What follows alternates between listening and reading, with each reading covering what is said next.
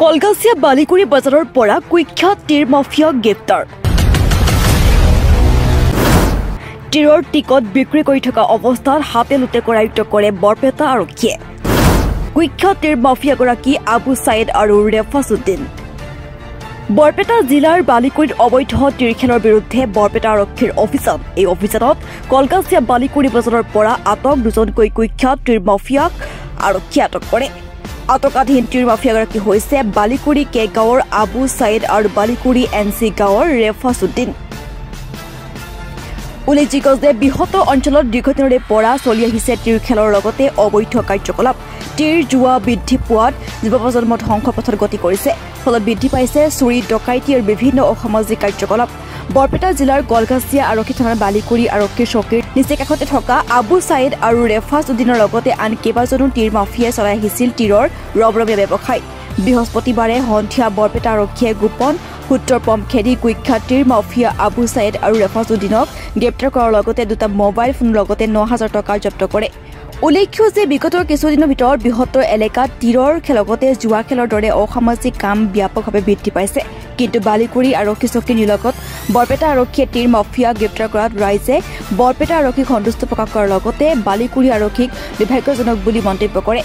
বৰ্তমান তীৰ মাফিয়া আবু ছাইদ আৰু ৰেফাছুদ্দিনক অধিক তদন্তৰ বাবে কলগাছিয়া আৰক্ষী থানাত ৰখা হৈছে। এতিয়া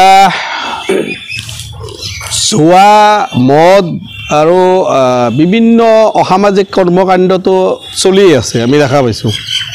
কিন্তু শেহতীয়াকৈ আচৰিতজনকভাৱে বালিকুৰি আৰক্ষী থানাৰ 200 মিটাৰ আঁতৰত বালিকুৰি বজাৰতে তীৰ খেলা চলি আছে আৰু তাৰ আৰক্ষীৰ চকুত নপৰিল। বৰপেটাৰ আৰক্ষী আহি গ্ৰেপ্তাৰ কৰিব লগা হ'ল।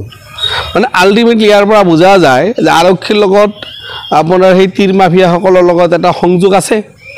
গতিকে মই ভাবোঁ যে আৰক্ষী অধিক সক্ৰিয় হ'ব লাগে, কাৰো দলদাস বা এই ধৰণৰ হ'ব নালাগে। আমাৰ বৃহত্তৰ কলগাছিয়া অঞ্চলতো বিভিন্ন অনিয়মবিলাক চলি আছে। এই অনিয়মবিলাকত আৰক্ষী অলপ সক্ৰিয় ভূমিকা পালন কৰিব লাগে, যে সমাজখন এটা সুস্থ অৱস্থাত আমি ৰাখিব পাৰোঁ।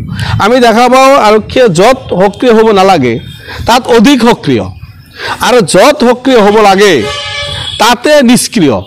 গতিকে মই বৰপেটা আৰক্ষীক মই ধন্যবাদ জনাম যে বালিকুৰি আৰক্ষী থানাৰ একেবাৰে চকুৰ তলৰ পৰা তেওঁলোকে দুজনকৈ মাফিয়াক গ্ৰেপ্তাৰ কৰিলে, তীৰ মাফিয়া। এইটোক তেওঁলোকক আমি ধন্যবাদ জনাইছোঁ। আৰু কলগাছিয়া আৰক্ষী বা বালিকুৰি আৰক্ষীক আমি অধিক সক্ৰিয় হ'বলৈ আমি আহ্বান জনাইছোঁ। আইনৰ আওতাত ব্যৱস্থা গ্ৰহণ কৰিব লাগে। আচলতে ড্ৰাগছৰ বিৰুদ্ধে এনেকুৱা আইন হ'ব লাগে যিসকলে প্ৰকৃততে ড্ৰাগছ ব্যৱসায়ী প্ৰকৃততে ধৰা পৰি আছে তেওঁলোকে আজীৱনলৈকে তেওঁলোকৰ জেল হৈ থাকিব লাগে। তেওঁলোকৰ এনেকৈ যাব আৰু ওলাই আহিব এইটো দৃষ্টান্তমূলক শাস্তি নহয়। গতিকে ভাৰতবৰ্ষত এনেকৈ এখন আইন হ'ব লাগে যে যিসকলে ড্ৰাগছ লৈ ব্যৱসায় কৰিব, ড্ৰাগছ সেৱন কৰি পেলাই মানুহক অশান্তি কৰিব, ড্ৰাগছৰ মাজেদি সমাজক নতুন প্ৰজন্মক ধ্বংস কৰি আছে, তেওঁলোকক এনেকৈ কৰিব লাগে তেওঁলোকে সোমালে যাতে তেওঁলোকৰ মানে একেবাৰে আজীৱনলৈকে তেওঁলোকে যাতে জেলত থাকিব লাগে, কোনো ধৰণৰ বিচাৰ ব্যৱস্থা নাই। সেইটোৱে তেওঁলোকৰ বিচাৰ ব্যৱস্থা যে তেওঁলোকে জেলত সোমালে আৰু আহিবলৈ দিব নালাগে। এই ধৰণে এটা ব্যৱস্থা ল'লেহে আমাৰ সমাজখন আমি ড্ৰাগছমুক্ত কৰিব। কলগাছিয়াৰ পৰা মহিবুল ইছলামৰ ৰিপৰ্ট, এনি লাইভ।